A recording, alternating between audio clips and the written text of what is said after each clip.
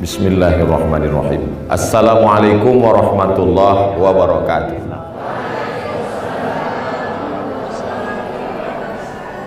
Alhamdulillah wassalatu wassalamu ala rasulillah wa ala alihi wa sahbihi wa man tabi'ahu wa mawala. Alim ulama, jadi pandai, tokoh masyarakat, tokoh adat, nenek mama, tak dapat saya sebut satu persatu. Insya Allah kita semua dimuliakan Allah Subhanahu wa ta'ala. Amin ya rabbal alamin. Hari ini kebanggaan, kebahagiaan yang luar biasa buat saya bisa berada di sebuah lembaga pendidikan, satu hembusan nafas, ada dua, pendidikan agama dan juga pendidikan kebangsaan. Karena di tempat ini, sebagaimana dijelaskan tadi oleh Ibunda, tempat lahirnya, tempat besarnya salah seorang founding father, pendiri bangsa. Dan di tempat ini pula seorang muslimah bisa mengetahui hak-haknya sebagai seorang muslimah, yang pada waktu itu perempuan tidak boleh belajar agama. Kebetulan saya sedang menulis beberapa tahun yang lalu disertasi tentang Kiai Haji Hasyim Asy'ari, pendiri Nahdlatul Ulama. Beliau ditentang oleh tokoh konservatif yang menolak pendidikan perempuan. Jadi ketika beliau membuka sekolah pesantren untuk perempuan, itu ditentang habis-habisan. Karena perempuan itu tidak boleh belajar. Dia hanya melahirkan anak, membesarkan anak, memasak. Setelah itu mati. Tak boleh lebih. Maka ditentanglah ini, terpengaruh oleh pemikiran-pemikiran luar. Maka hari ini saya berada di sebuah lembaga yang 3 tahun lagi, tahun 2023, maka dia 1 abad lamanya. Bahkan Universitas Al-Azhar membuka Kulliyatul Banat, fakultas khusus untuk perempuan, itu setelah Syekh Azhar, Grand Syekh Azhar, bukan rektor. Azhar itu yang tertingginya bukan rektor, karena dia di sebuah lembaga, di dalam itu ada universitas dipimpin oleh rektor, tapi pimpinan tertingginya adalah Syekhul Azhar, Grand Syekh Azhar. Beliau baru punya ide untuk membuka Kulliyatul Banat, fakultas untuk perempuan, setelah datang berkunjung ke dunia putri pada pandang. Allahu Akbar. Jadi kita berbangga hati bahwa terbukanya pintu setelah mereka melihat, oh ternyata perempuan bisa menjadi pelajar, menjadi orang terpandang. Itu semua adalah perjuangan amal jariah dari seorang perempuan, bukan perempuan biasa. Syekhah, syekh kalau laki-laki kita menyebutnya buya, alim ulama, tuan guru, kiai di Jawa. Tapi beliau diberi gelar syekhah, karena kalau laki-laki itu dengan perempuan bedanya ada tamar butoh di ujung. Ustadz, ustazah, muslim, muslimah, mukmin, mukminah, musib, musibah. Lalu kemudian diberilah dia gelar syekhah, karena kalau laki-laki syekh, asy-syekhul kabir, ulama besar. Kalau perempuan asy-syaikhah, diberi gelar, dipanggil pangkal namanya syaikhah, karena keilmuannya, karena kualitas akalnya. Lalu kemudian dalam aspek suku, dalam aspek penghormatan secara kebangsaan, Rangkayu. Kemudian pula barulah nama beliau Rahmah Al-Yunusiyah. Manusia ini kalau dia mati tinggal memilih. Harimau mati meninggalkan belang, gajah mati meninggalkan gading, manusia mati meninggalkan nama. Almarhumah sudah meninggalkan nama yang baik, sampai hari ini dikenang. Setiap orang yang belajar ke Al-Azhar Mesir, perempuan-perempuan belajar, pahalanya mengalir kepada beliau sebagai amal jariah. Man sanna fil islami sunnatan hasanatan, siapa yang membuat tradisi yang baik, falahu ajruha, dia dapat pahalanya, wa ajru man amila biha, dan orang lain yang melakukannya sampai hari kiamat. inilah royalti yang tak putus dengan kematian. Dan kalau ada orang menulis buku dapat royalti 15%, ini royaltinya 100%. Min ghairi an yanqusa min ujurihim syai'un, tanpa mengurangi pahala mereka walau sedikit pun. Maka ini menjadi motivasi buat saya pribadi untuk terus berkarya.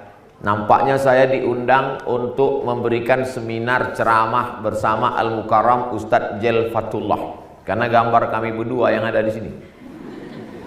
Tapi pada hakikatnya Al-Fakir Abdul Somad bukan menceramahi, bukan menggurui. Saya datang kemari dengan niat menuntut ilmu. Maka saya banyak dapat ilmu. Yang pertama, ilmu bahwa orang Al-Azhar yang datang kemari. Sedangkan kami, Ustadz Jel, Ustadz Kam, Ustadz Mahfuz, beserta Ustadz-Ustadz, kami yang datang ke Al-Azhar 4 tahun di sana. Itu pun pulang cuma dapat LC.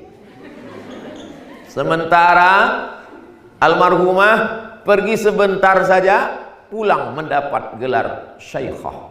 Syekh, berilmu, diakui keilmuannya. Oleh sebab itu maka ini pelajaran yang luar biasa. Lalu kemudian Abdul Somad, hari berganti musim berubah, kau akan mati menghadap Allah. Apa yang kau tinggalkan? Kau tinggalkan channel YouTube, hilang. Kau tinggalkan Instagram, 3 hari tak diupdate, orang lupa. Tapi kalau kau tinggalkan seperti yang ditinggalkan almarhumah, cobalah tengok berapa banyak santriwati, pelajar-pelajar yang menebarkan Islam sejauh mata memandang. Saya ceramah di Jambi, pulang dari ceramah diajak singgah ke sebuah lembaga pendidikan, santrinya lebih 1000 orang. Saya tanya, siapa pendirinya? Ternyata perempuan, anaknya direktur, alumni Azhar, sahabat kami, sama-sama di Mesir. Ternyata pendirinya ibu. Ibu tamat mana dulu? Diniyah Putri. Tempat saya sekolah di kampung halaman saya, mereka perempuan yang luar biasa. Perempuan yang biasa hanya melahirkan anak. Perempuan yang luar biasa melahirkan anak bukan dari rahimnya, tapi dari otaknya, dari akal pikirannya. Yang lahir dari rahim akan keluar melahirkan anak lagi. Setelah itu melahirkan cucu cicit. Apa bedanya sama kucing? Oh, kasar sekali cakap Ustadz Abdul Somad. Bukan kata saya, kata ilmu mantik. Manusia ini haywanun natik. Haywan. Dokter apa tuh? Dokter haywan. Haywanun natik, yang pandai berbicara. Tapi ketika dia dengan akal pikirannya, makanya anak-anak yang lahir dari pikiran, ide-ide kreasi, maka disebut dia dengan banat fikri. Banat fikri artinya buah pikiran. Digunakan kata bint, banat. Ini buku-buku karya dia, banat fikri. Karena pikiran yang melahirkan karya-karya. Lahirlah sekolah, lahirlah madrasah, lahirlah pondok pesantren, lahirlah perjuangan yang luar biasa. Padahal waktu itu perempuan tidak boleh belajar, karena dianggap kalau sudah perempuan bisa tulis baca, perempuan nanti pintar, dia akan melawan suaminya, nanti dunia akan terbalik. Suaminya ngepel lantai, dia pergi shopping. Banyak suami-suami ketakutan, dan itu yang terjadi sekarang. Istri S1, S2, S3 disuruhnya anak dijaga suami. Abang, saya mau pergi arisan, jaga anak, pel lantai, masakkan bubur. Dah abang. Itu tidak akan terjadi bagi alumni Diniyah Putri. Kenapa? Karena mereka belajar hadis, innama huwa jannatuki wa naruki. Begitu pesan Nabi. Hai perempuan-perempuan, silakan kalian berkarir, silakan kalian jadi apapun. Innama huwa, suamimu, jannatuki, bisa jadi surgamu, wa naruki, bisa jadi neraka. Tapi sebagai perempuan dia mengerti haknya. Laki-laki tidak bisa menipu dia. Sekarang ada juga perempuan yang patuh sampai ditipu oleh laki-laki. Begitu dia menikah, suaminya berkata, mobilmu, warisanmu, kebunmu, kos-kosanmu, punyaku, surgamu di bawah tapak kakiku. Ini juga perempuan yang terlalu bodoh. Di mana perempuan ini dicerdaskan? perempuan sudah dicerdaskan 1 abad kurang 3 tahun. 2023 peringatan 1 abad Diniyah Putri. Allahu Akbar. Perempuan tak bertakbir, laki-laki aja. Tidak, bertakbir tetap mengagungkan Allah Subhanahu wa taala.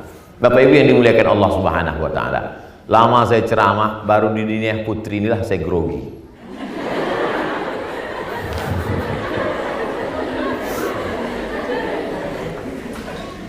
Saya tidak pernah merasa menceramahi ibu-ibu. Banyak saya ceramah macam-macam.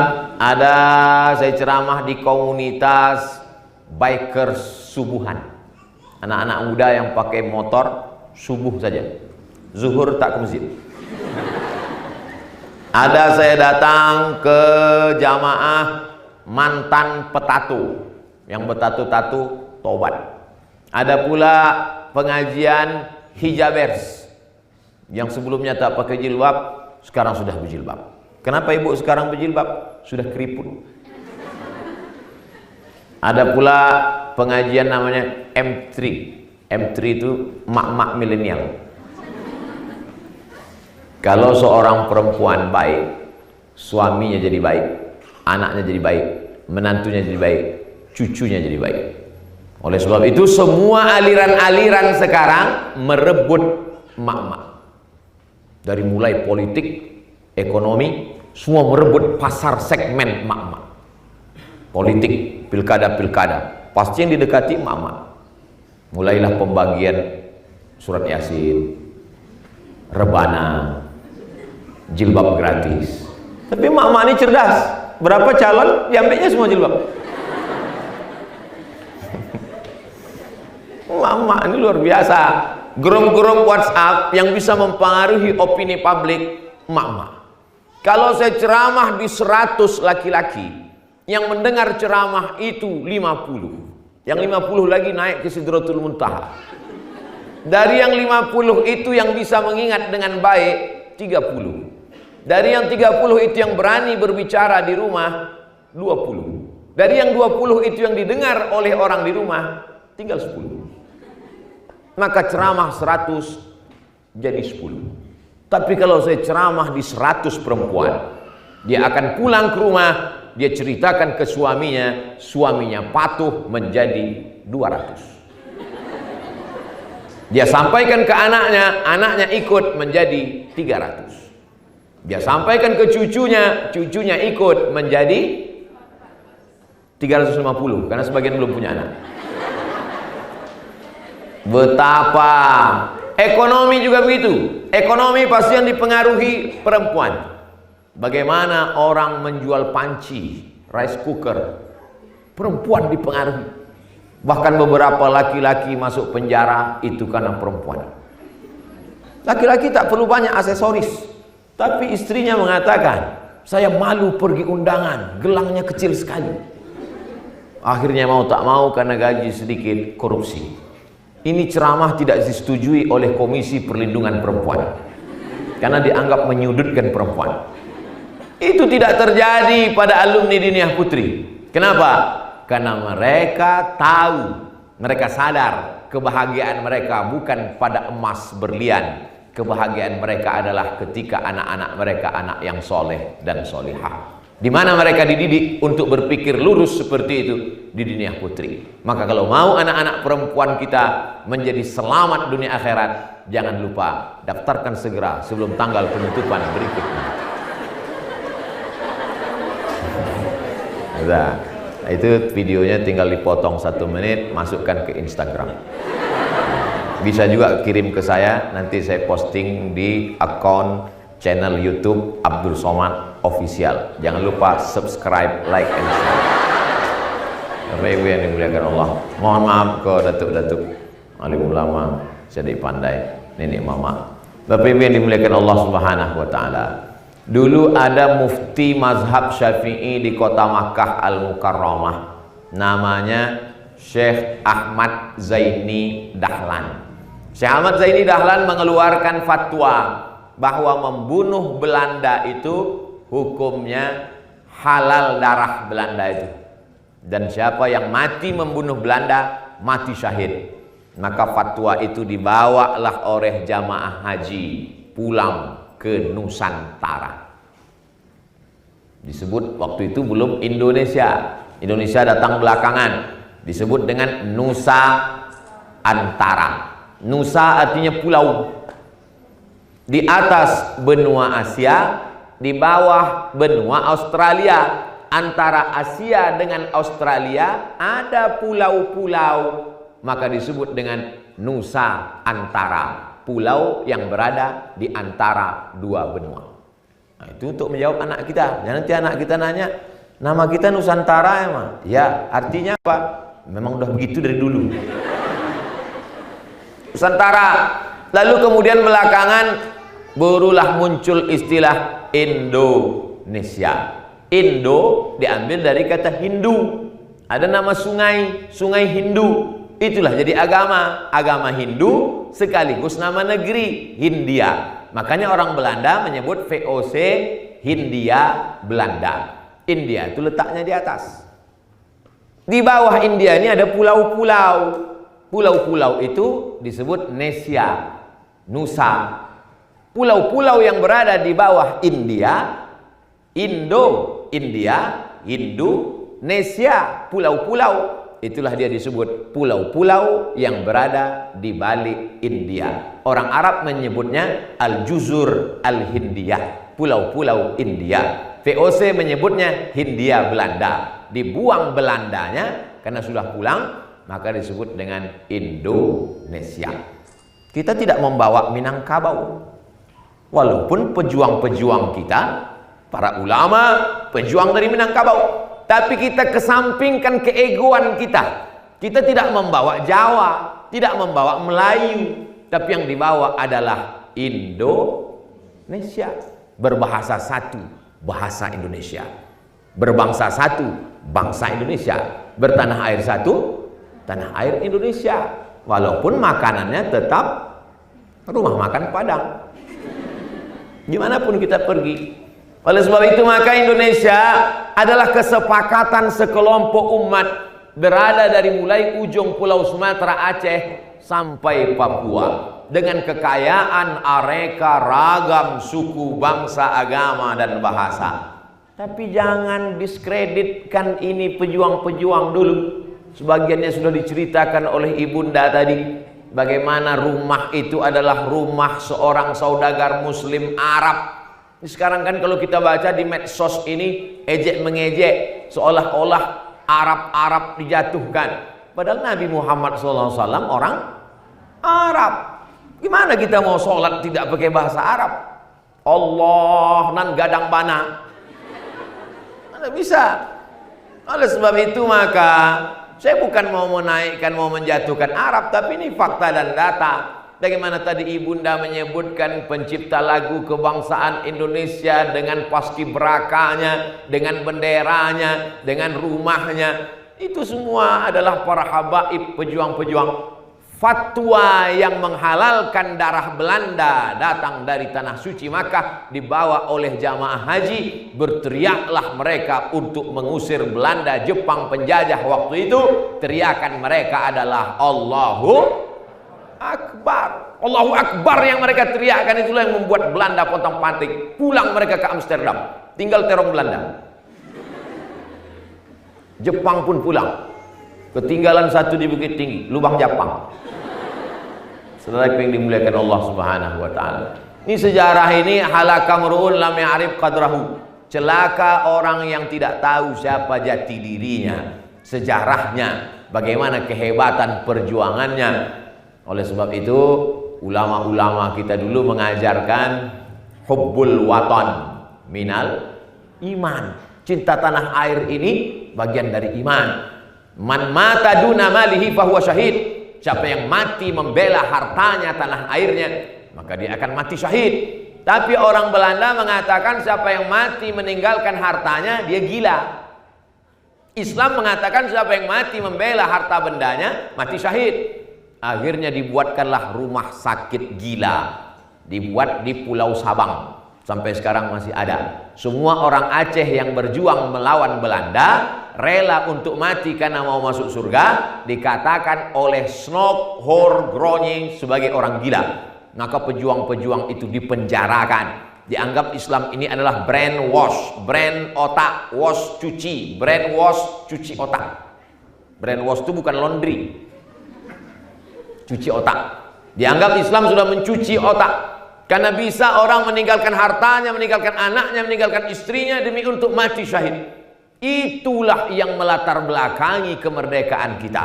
Kalaulah andai pejuang-pejuang kita waktu itu tidak berjihad, melihat Belanda, Datuk, angku, tuanku, itu ada Belanda. Enggak apa-apa, mari kita saling menghormati. Sampai kini ya Pak, masih dijajah oleh Belanda. Nah, ini harus, mesti, wajib. Alhamdulillah negeri ini merdeka. Dari mulai Imam Bonjol sampailah pejuang-pejuang, termasuk Ibunda. Beliau berjuang dengan pendidikan yang luar biasa. Man salaka tariqan, siapa yang melewati suatu jalan, yaltamisu fihi ilman, di jalan itu dia mendapatkan ilmu, sahalallahu lahu bihi tariqan ilal jannah, dimudahkan Allah Ta'ala jalan dia menuju surga.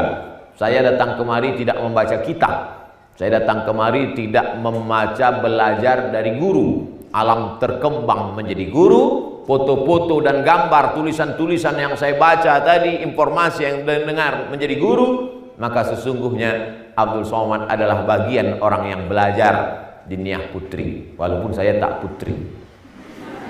Tapi putri-putri kita mesti kita didik dengan pendidikan, mencintai agama, mencintai bangsa. Man ala salasa banatin, siapa yang membesarkan 3 anak perempuan, fa'addabahunna, dia didik dengan baik, wa zawwajahunna, dia nikahkan dengan orang baik-baik, wa ahsana ilaihinna, dia buat baik sampai mati, falahul jannah, surgalah baginya. Man ala salasa banatin, siapa yang mendidik 3 anak perempuan, fa'addabahunna, dididik menjadi berakhlakul karimah, wa zawwajahunna, dinikahkan dengan orang baik-baik, wa ahsana ilaihinna, buat baik sampai mati, falahul jannah, surga baginya.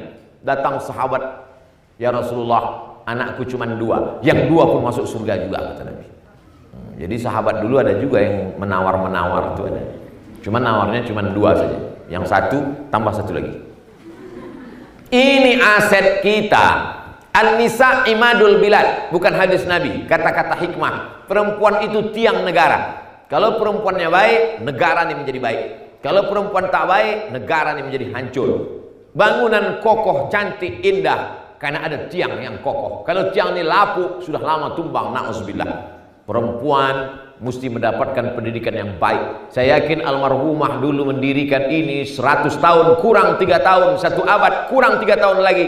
Itu adalah perjuangan dari keinginan untuk membangun bumi Minangkabau. Tanah Minangkabau tidak hanya menumbuhkan tanaman yang subur. Tadi kami dari tempat Ustadz Jalfatullah menengok kebun begitu subur, indah. Bukan tanahnya saja yang subur, tapi juga mengeluarkan manusia-manusia yang luar biasa secara pemikiran. Karir mereka internasional.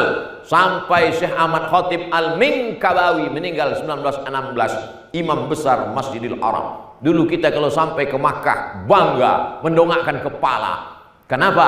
Karena kita adalah negeri berasal dari ulama-ulama besar. Kenal kamu dengan Syekh Ahmad Khatib Al-Minkabawi? Bangga jamaah haji dari Indonesia. Ya, dia dari kampung halaman kami. Tapi begitu sampai masanya, zaman kami dulu kuliah dengan Ustadz Kamrianto, dengan Ustadz Jalfatullah, kalau naik taksi ditanya, min Indonesia? Lah, Thailand. Ambo barakali ngaku Thailand. Sudah tu baru ambo istighfar, astagfirullah. Nya pun heran mencari ambo. Thailand kok hitam? Kenapa Ustaz tak ngaku Indonesia? Karena nanti kalau ngaku Indonesia, awak berang. Malu mau menyabutnya sih kok. Tapi mesti awak sabit. Sebab kalau ngaku Indonesia, because seperti Indonesia, murah, Siti Rahmah. Gitu. Tidak berang awak. Naik emosi awak. Tak punya harkat martabat. Tapi perempuan Minangkabau tidak akan pergi jauh mencari nafkah. Kenapa?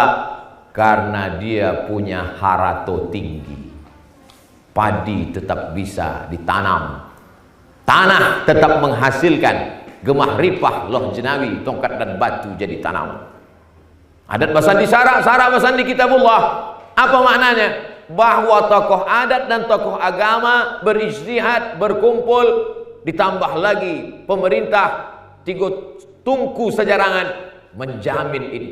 3 tungku, 1, 2, 3. Zaman sekarang susah untuk menjelaskan 3 tungku sejarangan karena semua sudah pakai rice cooker. Inilah yang menanggung dan menampung di bawah, menahankan beratnya kuali, menahankan beratnya dandang, dia yang di bawah, menahankan panasnya, dia yang di bawah. Mereka inilah yang ditinggikan seranting, didulukan selangkah batangnya tempat bersandar, daunnya tempat bernaung, akarnya tempat bersila.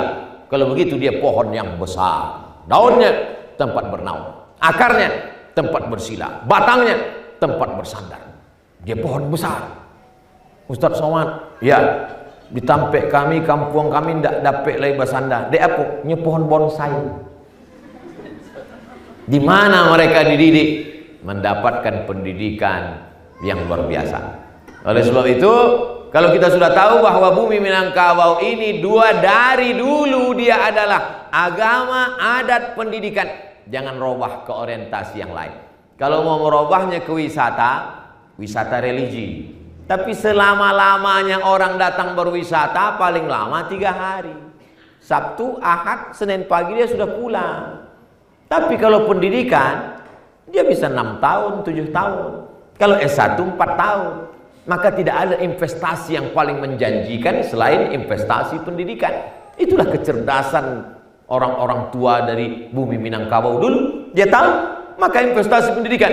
Berapa banyak orang Riau datang kemari, orang Jambi, orang Palembang datang menuntut ilmu ke Tawalib, ke Dunia Putri. Apa yang mereka cari? Mereka cari adalah tempat belajarnya tenang, sejuk, adem ayem, makan pun enak. Saya kalau lama di sini bertambah berat badan. Oleh sebab itu maka aset ini harus dijaga, harus dipertahankan. Karena kalau tidak, maka akan habis, akan hilang. Bahkan dulu datang orang dari Pulau Jawa kemari untuk belajar. Setelah dia pelajari kepada Dr. Mahmud Yunus, Profesor Doktor, orang pertama mendapat gelar tahun 1925, mendapat ijazah alamiah Profesor Dr. Mahmud Yunus dalam bidang bahasa Arab. Datanglah orang belajar bahasa Arab ramai-ramai, lalu pulang beliau ke kampung halaman. Itulah dia Kiai Haji Abdullah, Kiai Haji Imam Zarkashi, punya anak Kiai Haji Abdullah Syukri Zarkashi di Jawa Timur, Gontor, Ponorogo. Artinya apa? Ini sejarah masa lalu yang tak boleh dilupakan, mesti diingat, mesti diceritakan, mesti dikenang untuk membangkitkan motivasi. Karena kalau tidak, banyak tokoh-tokoh yang tidak mengerti sejarah, tokoh berubah menjadi penokoh. Na'udzubillah. Oleh sebab itu ke depan kita kasih terus semangat-semangat, motivasi-motivasi. Perempuan-perempuan mesti bisa mencetak, mendidik anak-anaknya. Di balik seorang laki-laki yang hebat, ada ibu yang luar biasa. Saya ceramah ke Malaysia setahun 2 kali, setiap 6 bulan. Selesai tausiah datang ibu-ibu, makcik. Ustaz Somad, ya, saya nak datang ke Pekanbaru Riau. Welcome, ahlan wa sahlan. Silakan datang. Saya nak jumpa emak Ustaz Somad. Apa pula jumpa emak saya? Saya mau tahu macam mana dia dulu mendidik Ustaz. Ternyata mereka melihat bagaimana ibunya. Itu yang diajarkan dalam Islam. Al-Madrasatul Ula, sekolah pertama adalah ibu yang membentuk kepribadian saya, akhlakul karimah saya, integritas saya adalah ibu. Setelah itu baru saya masuk sekolah, baru ke Mesir, baru ke Maroko, baru ke Sudan. Itu sekolah-sekolah berikutnya. Sekolah yang pertama adalah ibu. Ibu saya manusia biasa, perempuan biasa.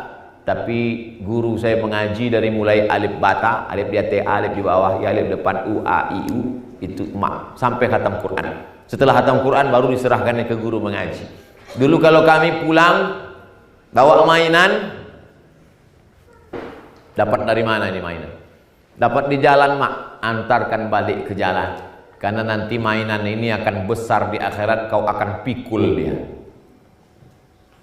Kamu tidak tahu itu dari mana ide pikiran bahwa nanti mobil-mobil mainan ini di akhirat nanti akan besar kita pikul. Ternyata ada ayatnya dalam Al-Quran. Wa may yaghlul, siapa yang curang, ya'ti bima ghalla yaumal qiyamah, dia akan membawa kecurangannya pada hari kiamat.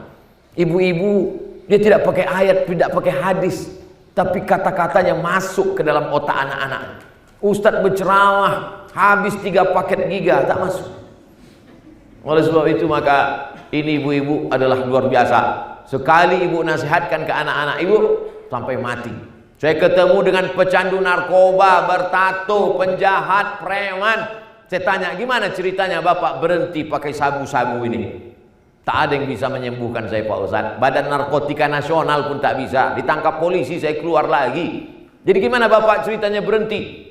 Emak saya pergi umroh, dibawanya 1 dirigen air. Tawaf dia 7 putaran, doanya tak ganti-ganti 1 saja. Sehatkan anakku dari narkoba, sehatkan anakku dari narkoba, sehatkan narkoba. Habis itu dibawanya pulang, dimandikannya saja, sehat sampai sekarang Pak Ustaz. Betapa doa ibu luar biasa. Makanya kata Nabi, ummuka. Siapa lagi ya Rasulullah? Ummuka. Siapa lagi ya Rasulullah? Ummuka. Setelah itu barulah kata Nabi, abuka, bapakmu. Ini jarang disampaikan ustaz-ustaz karena dia tak masuk di dalam. Abuka, bapakmu, ibumu, ibumu, ibumu. Kenapa ibu itu sampai 3 kali? Karena ibu yang menyusukan, ibu yang melahirkan, ibu yang mengandung. Kalau ada bapak-bapak mau dapat 3, cobalah yang 3 ini. Bapak ibu yang dimuliakan Allah Subhanahu wa taala, menjadi perempuan adalah menjadi kehormatan yang luar biasa, tapi menjadi perempuan juga menjadi tanggung jawab yang luar biasa. Berapa almarhumah Syekhah Rangkayo Rahmah Al-Yunusiyah sudah menyelamatkan anak-anak, menyelamatkan generasi bangsa dari perempuan yang dididik di dunia putri ini. Maka kita ini adalah buah dari pendidikan mereka. Maka kalau apa yang saya ucapkan hari ini, apa yang saya sampaikan hari ini mengalir ke makam guru-guru saya, termasuk orang tua saya, maka begitulah Allah Ta'ala mengajarkan kita, amal kita tak putus dengan kematian. Karena kalaulah amal putus dengan kematian, betapa tak adilnya Tuhan. Amal umat Nabi Nuh alaihissalam meninggal 950 tahun. 950 tahun itu kalau hidup sekarang berapa kali ganti KTP? Lama hidupnya. Lalu umur umat Nabi Muhammad baina sittina wa sab'in, antara 60 dengan 70 tahun. 60 70 mati. Sedikit sekali yang lebih daripada itu. Amal kita amat sangat terbatas. Tapi kalau kita punya amal jariah, Masya Allah, tabarakallah, almarhumah sudah punya amal jariah. Kita tergantung apa yang bisa kita lakukan di masa akan datang.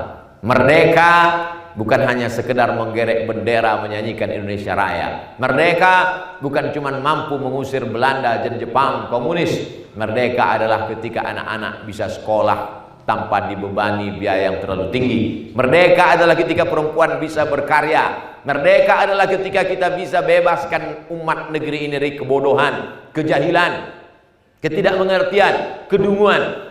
Tapi kalau masih lagi terjebak pada itu semua, sesungguhnya kita hanya baru lepas dari penjajahan Belanda, pindah kepada penjajahan, tirani, monarki yang lebih menyakitkan, lebih mengerikan. Kata Bung Karno, akan datang penjajahan yang warna kulitnya sama dengan warna kulit kita, bahasanya sama dengan bahasa kita, dan itu lebih menyakitkan daripada Jepang dan Belanda. Oleh sebab itu, momen ini adalah momen menyegarkan lagi keingatan kita, menguatkan lagi kemampuan kita, supaya kita bersemangat mendidik anak-anak. Orang tua tidak lagi melihat guru itu sebagai musuh. Ini banyak orang tua melihat guru itu sebagai lawan. Dia kalau menjenguk anaknya bukan dia tanya apa yang disampaikan gurumu, yang dia tanya mana telingamu yang dia guru biar kulaporkan ke polisi dan komisi perlindungan anak. Akhirnya guru pun takut. Akhirnya jadilah generasi-generasi yang tidak berakhlakul karimah, yang tidak takut kepada Allah Subhanahu wa taala. Saya masih ingat dulu ditempeleng guru melapor ke orang tua, mau kutambah lagi. Saya ingat dulu diserahkan ke guru mengaji, diberikan rotan sebesar induk jari, dibelah 4. Diserahkan, ini anak saya, ini beras 1 kaleng, ini minyak, ini rotan. Kalau dia nakal, Ustadz, pukullah dia. Hari ini tak bisa kita lakukan. Oleh sebab itu pukul memukul memanglah dalam Islam diajarkan. Muru auladakum bisolah, suruh anak kamu salat wa hum abna'u sab'an sinin, umur 7 tahun. Wadribuhum fil ashrah, pukul umur 10 tahun. Memukul tidak tangan terlalu tinggi, memukul tidak lebam dan berbekas, memukul tidak pada alat vital, memukul tak boleh pada wajah, memukul tak boleh sampai menghilangkan anggota tubuh, hilang telinganya sebelah kanan ditarik. Tapi memukul memberikan efek jera. Memukul bukan menghajar tapi mengajar. Memukul adalah salah satu cara pendidikan. Gara-gara pukul itulah mungkin kita menjadi orang yang tahu sopan santun hari ini. Tapi sekarang, oleh sebab itu dengan istiqomahnya Diniyah Putri Padang Panjang sampai hari ini merupakan salah satu cara Allah untuk menjaga bumi Minangkabau tetap menjadi baldatun thayyibatun walaupun ghafur insyaallah. Amin ya rabbal alamin. Tadi saya mulai pukul 11, sekarang 11.40 menit saya sudah tegak. Biasanya di mana-mana 60 menit sesuai tertulis di botol 600 ml.